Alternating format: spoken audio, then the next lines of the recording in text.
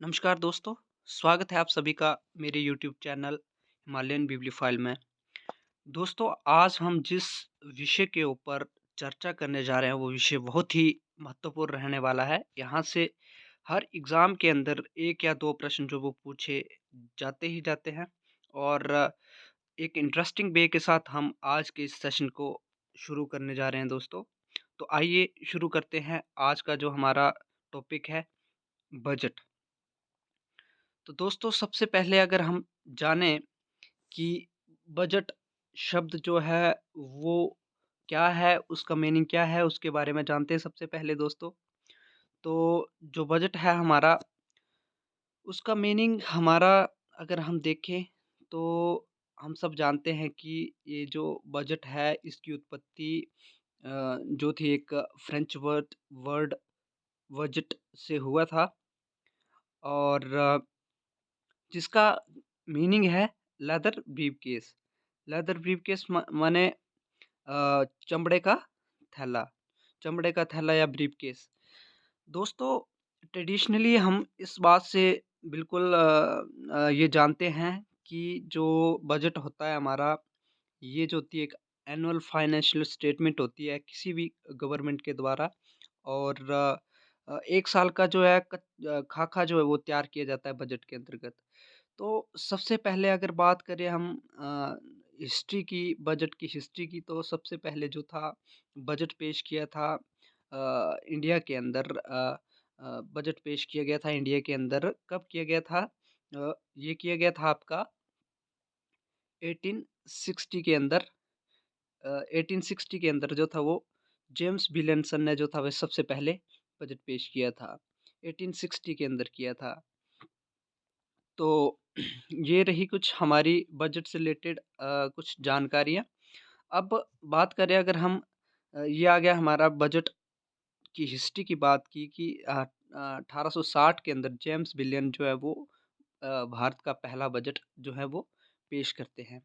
अब James Wilson जो थे हमारे उनकी जो एक पिक्चर है वो आप देख सकते हैं एक इस तरह के वो शख्स थे। ये जेम्स विल्सन की जो है ये पिक है। अब हम कुछ और फर्दर जो जानकारियाँ हैं बजट से रिलेटेड उसको जानते हुए आगे की जो कड़ी है उसको हम देखते हैं दोस्तों। अब अंतरिम बजट जो है हमारे देश के अंदर पेश किया जाता है। हम सभी जानते हैं हमारे देश के अंदर अंतरिम सरकार बनती है 1946 के अंदर और 2 सितंबर 1946 को जो है हमारे एक मुस्लिम लीग के एक पर्सन लियाकत अली खान जो थे, इन्होंने जो था 2 सितंबर 1946 को जो था बजट पेश किया था। ये लियाकत अली खान की अगर हम बात करें तो ये जो शख्स थे लियाकत अली खान जो शख्स थे ये मुस्लिम लीग के लीडर थे और बाद में जो था वो जब पाकिस्तान इंडिया से अलग हुआ था तो जब अलग देश बना था तो इसके ये प्राइम मिनिस्टर भी रह चुके हैं लियाकत अली खान। तो अब देखते हैं हम लियाकत अली खान ये जो शख्स थे ये लियाकत अली खान थे। आप लोगों ने ये कहीं कहीं न कहीं ये तस्वीर ज़रूर देखी होगी। तो ये प्राइम मिनिस्टर भी रह चुके हैं पाकिस्तान के और अंतरिम बजट जो था 2 सितंबर 1946 को जो था इन्होंने जो था वो पेश किया था। अब चलते हैं हम नेक्स्ट जो हमारे अ, उम, शख्स है उसका ज़िक्र करते हैं। अगर हम बात करें first budget of independent India first budget of independent India 1947 के अंदर हमारा देश आज़ाद होता है और 26 नवंबर 1947 को जो वो हमारे एक फाइनेंस मिनिस्टर आर के शनमुखम शेट्टी जी जो है वो इंडिपेंडेंट इंडिया का फर्स्ट बजट पेश करते हैं। तो यहाँ से इम्पोर्टेंट क्वेश्चन बन के आता है कि फर्स्ट इंडिपेंडेंट बजट जो था वो किसने पेश किया था? आर के षणमुखम शेट्टी ने किया था। किसने किया था? आर के षणमुखम शेट्टी ने किया था। ये बाइलिंगुअल है। ये जो नोट्स बनाए हुए हैं ये बाइलिंगुअल है और इस तरह से कुछ वो शख्स थे आर के शनमुखम शेट्टी जी। यहाँ से आप थोड़ी एक पिक्चर बना सकते हैं। तो ये रहे हमारे आर के शनमुखम शेट्टी जी। अब बात करें अगर हम फर्स्ट रिपब्लिक जो इंडियन का जो फर्स्ट रिपब्लिक या गणतंत्र भारत का पहला बजट जो था वो किसने किया था पेश? 1951 और 52 वाला जो बजट था वो किसने पेश किया था? ये किया था हमारे सी डी देशमुख जी ने। सी डी देशमुख जी ने सी डी देशमुख जो थे हमारे एक बहुत ही बेहतरीन इकोनॉमिस्ट थे। और बात करें अगर हम सी डी देशमुख जी की, तो और क्या इनमें इम्पोर्टेंट बात थी, सी डी देशमुख जी जो थे हमारे, ये जो आरबीआई के फर्स्ट गवर्नर भी Indian first Indian governor of reserve bank of India भी रह चुके हैं। ये बहुत ही महत्वपूर्ण यहाँ से प्रश्न बन के हमारे सामने आता है कि अ, ऐसे कौन से शख्स हैं जो आरबीआई के गवर्नर भी रह चुके हैं? तो वो कौन से हैं? सी डी देशमुख जी। अगर हम बात करें नेक्स्ट जो हमारा पड़ाव है वो क्या है? ये रहे हमारे सी डी देशमुख जी, फाइनेंस मिनिस्टर भी रह चुके हैं और फर्स्ट इंडियन गवर्नर भी रह चुके हैं आरबीआई के। ठीक है। अब हम हिस्ट्री के कुछ ऐसे प्राइम मिनिस्टर्स की बात करते हैं जिन्होंने जो था बजट पेश किया था। ठीक है। तो सबसे पहले अगर बात करें हम, तो हिस्टोरिकल बैकग्राउंड के अंदर अगर हम जाएं, तो ऐसे बहुत से हमारे प्रधानमंत्री रहे हैं जिन्होंने फाइनेंस मिनिस्ट्री अपने अंडर रख के जो था बजट पेश किया। तो सबसे पहले हमारे शख्स थे पंडित जवाहरलाल नेहरू, जिन्होंने प्राइम मिनिस्टर रहते हुए जो था 1958 और 1959 वाला जो बजट था वो पेश किया था दोस्तों। तो यहाँ से एक इम्पोर्टेंट क्वेश्चन बन के आता है कि ऐसे फर्स्ट प्राइम मिनिस्टर कौन थे जिन्होंने बजट पेश किया था? तो वो पंडित जवाहरलाल नेहरू थे। उसके बाद बहुत से हमारे ऐसे प्रधानमंत्री रहे हैं, जैसे पंडित जवाहरलाल नेहरू एक फर्स्ट हो गए। उसके बाद इंदिरा इंदिरा गांधी जी थी। इंदिरा गांधी जी ने भी जो था वो बजट पेश किया था। ठीक है। ये रहे हमारे पंडित जवाहरलाल नेहरू। ये रही इंदिरा गांधी। अब इंदिरा गांधी जी की कुछ हिस्टोरिकल यहाँ पे बैकग्राउंड भी है और उनके बारे में कुछ बेसिक सी जानकारी भी यहाँ पर दी गई है, लेकिन ये हमारे जो आज का टॉपिक है उससे रिलेटेड नहीं है। तो हम इसको स्किप करते हुए आगे चलते हैं। अगर आप लोग जो हैं पढ़ना चाहते हैं तो आप वीडियो पॉज़ करके इसको पढ़ सकते हैं दोस्तों। ये रही कुछ इंदिरा गांधी से रिलेटेड जानकारियाँ। आप इसको वीडियो पॉज़ करके देख सकते हैं। अब देखिए यहाँ पे एक बहुत ही इम्पोर्टेंट पॉइंट जो है हमारे सामने निकल कर आता है कि ऐसे कौन से शख्स हैं जिन्होंने सबसे ज़्यादा बार जो है वो बजट पेश किया था। तो मोरारजी देसाई के ऊपर नाम ये रिकॉर्ड जाता है। उन्होंने अपने लाइफ के अंदर लगभग 10 बार जो था बजट पेश किया था। ये एक रिकॉर्ड हमारे सामने बन कर आता है। और मोरारजी देसाई ही एक ऐसे शख्स थे जिन्होंने अपने जन्मदिन के उपलक्ष्य पर भी बजट पेश किया था। तो देखिए, ये रहे मोरारजी देसाई। लगभग इन्होंने 10 बार जो था बजट पेश किया था और अपने जन्मदिन के उपलक्ष्य पर भी इन्होंने जो था वो बजट पेश किया था। तो यहाँ से 2 हमारे पॉइंट निकल कर आते हैं। अब नेक्स्ट बात करें अगर हम बजट से रिलेटेड, एक टर्म है, टर्म तो क्या बोल सकते हैं हम, यहाँ पर एक रस्म मानी जाती है कि बजट का जो अ, बजट पेश करने से पहले जो है मंत्रालय में हलवा खाने की रस्म की जाती है। और इस रस्म के बाद जो है वो बजट पेश करने तक वित्त मंत्रालय संबंधी अधिकारी किसी के संपर्क में नहीं रहते, वो परिवार से दूर रहते हैं, मंत्रालय में ही रुके रहते हैं। तो यहाँ से भी एक ये पॉइंट निकल कर आता है हमारे पास। और बात करें अगर हम इसके बाद हम बात करें अगर जो हमारी प्रेज़ेंट टाइम की जो फाइनेंस मिनिस्टर है, ये एकमात्र हमारी वुमेन जो बोल सकते हैं हम, जिन्होंने फाइनेंस मिनिस्ट्री जो है फर्स्ट ऐसी महिला हैं जिन्होंने पूरी फाइनेंस मिनिस्ट्री जो है वो सँभाली हुई है। तो यहाँ से इम्पोर्टेंट क्वेश्चन निकल कर आता है ये जो निर्मला सीतारमण जी हैं ये हम जानते हैं एक इंडियन इकोनॉमिस्ट हैं और पॉलिटिशियन हैं और इन्होंने फाइनेंस मिनिस्ट्री जो अभी सँभाली हुई है और कॉर्पोरेट्स अफेयर्स ऑफ इंडिया को जो दो 2019 से जो ये सँभाल रही हैं। हमें पता है कि एक राज्यसभा की एक मेंबर है अपर हाउस जो होता है हमारा पार्लियामेंट का और 2014 से ये कार्यरत हैं इसमें। और अगर हम इसकी बात करें तो ये सेकंड फीमेल हैं हमारी जो हैं जिन्होंने फाइनेंस मिनिस्ट्री जो है वो इंदिरा गांधी के बाद ये सेकंड फीमेल हैं जिन्होंने फाइनेंस मिनिस्ट्री जो है सँभाली हुई है। तो यहाँ से इम्पोर्टेंट क्वेश्चन निकल कर आता है। नेक्स्ट अगर बात करें हम निर्मला सीतारमण जी तो देखिए ये हमारी निर्मला सीतारमण जी हैं, आप सभी ने देखा ही होगा। अब कुछ इसके अंदर इम्पोर्टेंट फैक्ट्स भी हैं, उनके बारे में हम कुछ ज़िक्र करेंगे। दोस्तों हम सब जानते हैं कि योजना आयोग को जो वो भंग 1 जनवरी 2015 को जो था योजना आयोग की जगह जो था वो कौन-सा आयोग लाया गया था? नीति आयोग लाया गया था, ठीक है? नीति आयोग लाया गया था। अब देखिए यहाँ से हम कह सकते हैं कि हमारे पास जो था वो टोटल कितनी पंचवर्षीय योजनाएँ थी।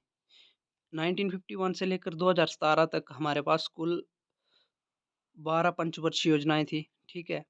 लेकिन अगर बात करें 13वीं पंचवर्षीय योजना कभी आई नहीं क्योंकि उसके बाद जो था नीति आयोग जो था उसका गठन हो गया था। एनडीए की गवर्नमेंट जब आई थी तो उन्होंने योजना आयोग को चेंज करते हुए नीति आयोग जो था वो बनाया था।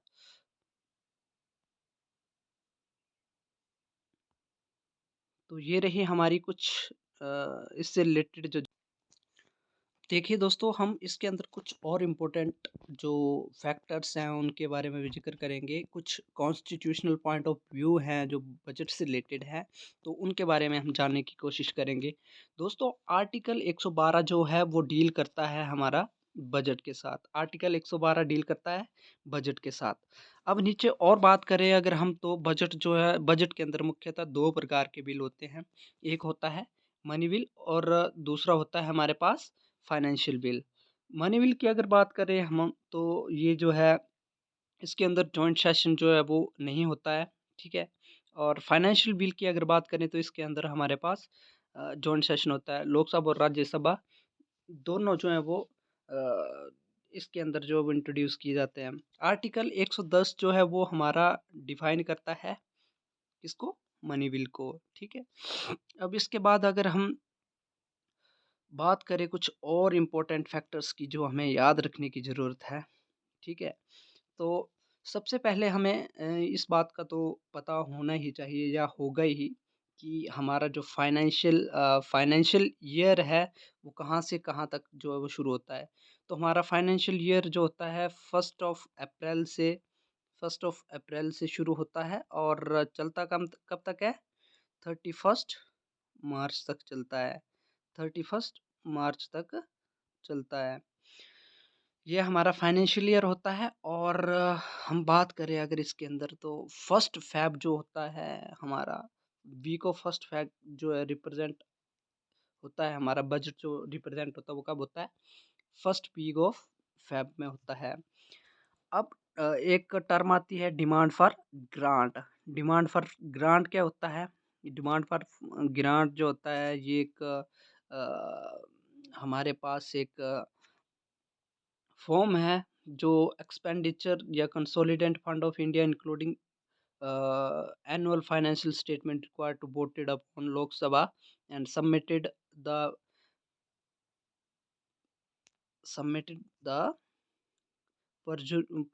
pursuance of article 113। जो आर्टिकल 113 है वो डील करता है हमारा किसके साथ डील करता है? ये करता है हमारा डिमांड फॉर ग्रांट के साथ। इसके द्वारा क्या होता है दोस्तों एक बेसिक सी अगर जानकारी हम इसके अंदर लें तो इसके अंदर मुख्यतः होता कुछ यूँ है कि जो हमारी मिनिस्ट्रीज़ होती हैं, जैसे एजुकेशन मिनिस्ट्री होगी या डिफेंस मिनिस्ट्री होगी या कोई भी ऐसी मिनिस्ट्री, जिससे जो है जितने भी हमारे उसके मिनिस्टर्स वगैरह होते हैं या कोई भी जो है वो डिमांड कर सकते हैं ग्रांट की, कि हमें भई इतना जो है उसके अंदर जो है इसके अंदर एक और इम्पोर्टेंट हमारे पास टॉपिक निकल कर आता है कट मोशन। कट मोशन ये पावर होती है किसी मेंबर ऑफ लोकसभा के पास, वो enable oppose any demand in a finance bill proposed by the government. Cut motion लगा सकती है कोई भी, अगर हमारे पास अपोजिशन का लीडर है जिसको लगता है कि किसी मिनिस्ट्री के अंदर जो वो एक्स्ट्रा पैसा दिया जा रहा है या फिर एक्स्ट्रा कुछ फैसिलिटीज़ वहाँ पर दी जा रही है, तो वो कट मोशन लगा सकती है। जो हमारे पास लीडर ऑफ अपोजिशंस होते हैं या फिर जो लीडर अपोजिशन पार्टी होती है उसके द्वारा जो वो कट मोशन लगाया जा सकता है दोस्तों। अगर इसके अंदर हम कुछ और चीज़ें जो है आगे जाने, तो हम जानते हैं कि पहले जो था वो जो 2 प्रकार के बजट होते थे, एक रेलवे बजट होता था और दूसरा होता था हमारा जो आम बजट होता था। लेकिन अभी हम जानते हैं, ठीक है, 2016 के अंदर जो था वो इसके अंदर अमेंडमेंट की गई, ठीक है। रेलवे बजट और जो हमारे पास रेलवे बजट और जो एक आम बजट था, उनको मिक्स अप करके जो था, अब इसका एक ही जो है वो बजट बनाया गया है। तो 2016 के अंदर ये मर्ज कर दिए गए दोनों, रेल बजट और जनरल बजट। यहाँ से इम्पोर्टेंट क्वेश्चन बन के आता है कि कब जो थे वो रेलवे बजट और आम बजट जो थे वो जनरल बजट जो था वो कब इकट्ठे कर दिए गए या मर्ज कर दिए गए, तो 21 सितंबर 2016 को जो था ये दोनों जो थे वो मर्ज कर दिए गए थे। यहाँ से इम्पोर्टेंट नोट आप लोग कर सकते हैं। अब बजट की बात करें अगर हम, तो बजट 2 प्रकार का होता है। फर्स्ट बजट जो होता है हमारे पास रेवेन्यू बजट होता है और सेकंड क्या होता है? कैपिटल बजट होता है। अब इसके अंदर अगर हम बात करें रेवेन्यू बजट जो था वो फर्दर 2 पार्ट्स में डिवाइड था, ठीक है? रेवेन्यू रिसिप्ट और रेवेन्यू एक्सपेंडिचर। इसके अंदर रेवेन्यू रिसिप्ट के अंदर गवर्नमेंट के पास जो पैसा आ रहा है वो कहाँ से आ रहा है? टैक्सेशन से आ रहा है, ठीक है? डिफरेंट डिफरेंट गवर्नमेंट जो भी कंपनीज़ हैं या फिर टैक्सेशन या फिर कोई भी ऐसी रेलवेज़ हो गया या फिर कोई भी ऐसी चीज़ जहाँ से टैक्सेशन जो है वो सरकार के लिए आती है और रेवेन्यू जनरेट होता है। तो ये यहाँ से होता है और एक्सपेंडिचर कहाँ पे उसको एक्सपेंड किया जाता है, लोगों की सैलरीज़ वगैरह दी जाती है, कुछ इस तरह का जो प्रोविज़न होता है वो सारा इसके अंडर आता है रेवेन्यू बजट के अंदर। कैपिटल बजट की अगर बात करें तो यहाँ पर जो है गवर्नमेंट जो है वर्ल्ड बैंक या फिर आईएमएफ या फिर अपने जो गवर्नमेंट के एसेट्स होते हैं, जो गवर्नमेंट की ऐसी कंपनियाँ जो अच्छा परफॉर्म नहीं कर रही, तो उनको सेल कर कर जो है गवर्नमेंट रेवेन्यू जनरेट करती है। और यहाँ पर एक ये प्रॉब्लम रहती है कि गवर्नमेंट के पास लायबिलिटीज़ क्रिएट होती हैं, ठीक है? लायबिलिटीज़ क्रिएट होती हैं, एसेट्स कम हो जाते हैं, गवर्नमेंट के जो एसेट्स कम होते हैं, उस कम होने के चांसेस रहते हैं। लेकिन यहाँ पर जो है रेवेन्यू बजट के अंदर लायबिलिटीज़ क्रिएट नहीं होती हैं, एसेट्स लॉस नहीं होते हैं, ठीक है? गवर्नमेंट का जो सिस्टम होता है वो एक सुचारू रूप से कह कह सकते हैं कि चल सकता है। लेकिन in case of capital budget यहाँ पर लायबिलिटीज़ जो है वो क्रिएट हो जाती हैं। अब कैपिटल बजट ही एक ऐसा बजट है जिसके माध्यम से हमारे देश के अंदर जो बड़े-बड़े इंफ्रास्ट्रक्चर है, नेशनल हाईवेज़ हैं, आईआईटीज़ हैं, डैम हैं, एनएचपीसी हैं या फिर ऐसे बड़े प्रोजेक्ट जिनके लिए बहुत बड़ी जो है वो कॉस्ट जो है वो लगती है, वो सारी कॉस्ट जो है वो यहाँ से पूरी की जाती है। यहाँ से जो है उनका पूरा काम होता है कैपिटल बजट से। यहाँ पर कुछ इम्पोर्टेंट नोट्स हैं जो आप लोग जो है वो आराम से जो है नोट कर सकते हैं और समझ सकते हैं कि क्या है, एक बेसिक सी जानकारी। अब इम्पोर्टेंट फंड हैं हमारे पास कुछ जिनकी जानकारी हमें होना बहुत ज़रूरी है। अब देखिए हमारे पास 3 प्रकार के फंड हैं, consolidated fund of India, public account fund और कंटिजेंसी फंड ऑफ इंडिया।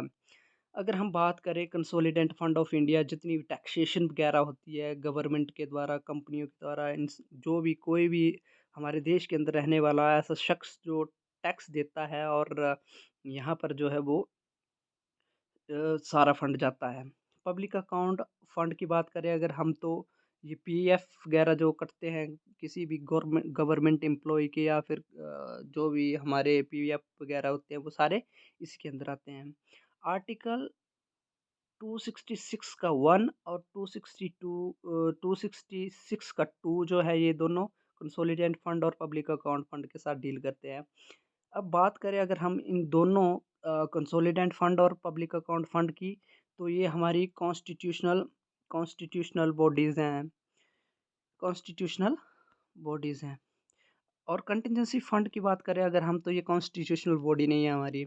ये एक स्टैट्यूटरी बॉडी है, और गवर्नमेंट के द्वारा ये बॉडी जो थी वो बनाई गई थी।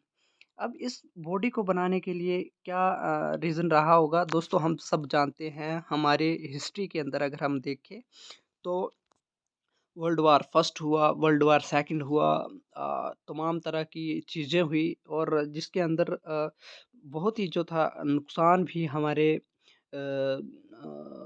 सिस्टम या फिर पूरी वर्ल्ड को सहना पड़ा। और कई दफ़ा तो हमारे देश के अंदर भी ऐसी कंडीशंस आई जहाँ पर हमें जो था फाइनेंशियली हम बड़े वीक हुए, ठीक है।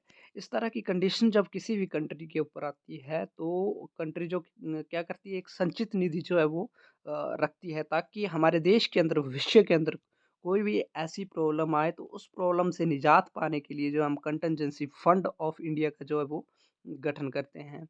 लगभग 50 करोड़ की जो एक संचित निधि है, करंट समय के अंदर लगभग 50 करोड़ तक, 500 करोड़ तक जो था, 50 करोड़ से 500 करोड़ तक जो है वो संचित निधि के रूप में रखी जाती है, ताकि भविष्य में इस तरह की कोई प्रॉब्लम आए तो उससे जो है निजात पाई जा सके। तो ये एक बहुत ही इम्पोर्टेंट फंड हमारे बीच रहता है, और ये रही कुछ उसकी जानकारी। अब और इसके बारे में अगर जाने हम, तो स्टैट्यूटरी बॉडी है, ये तो हमें पता ही है, ये बाय लॉ बनाई गई है, ठीक है। अब कुछ इम्पोर्टेंट आर्टिकल्स हैं, उनका ज़िक्र करेंगे और ख़त्म करेंगे आज के इस सेशन को। यहाँ से इम्पोर्टेंट क्वेश्चन बनता है, कई बार एग्ज़ाम में पूछा जाता है कि आर्टिकल 108 जो वो किससे डील करता है, जॉइंट सेशन से। Article 110 deals with money will. Article 112 deals with budget. Article 113 deals with demand for grant. Article 202 जो है वो डील करता है स्टेट बजट को। आर्टिकल 262 जो है वो डील करता है पब्लिक अकाउंट फंड को। 266 1 जो है वो कंसोलिडेंट फंड ऑफ इंडिया को। अब बात करें अगर हम, यही हमारा आज का जो था वो बजट से रिलेटेड एक टॉपिक है। बहुत ही बेहतरीन आज का सेशन रहा, और उम्मीद करता हूँ आप सभी लोगों को जो वो अच्छे से समझाया होगा। और आप जो है बजट से रिलेटेड अगर आपको कोई प्रश्न आता है, तो आप अच्छे तरीके से कर पाएँगे।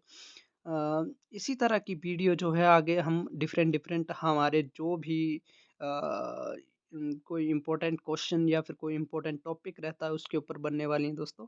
तब तक के लिए आप सभी का धन्यवाद, और ज़्यादा से ज़्यादा जो है मेरे इस यूट्यूब चैनल को आप शेयर कीजिए, सब्सक्राइब कीजिए, और तब तक के लिए धन्यवाद।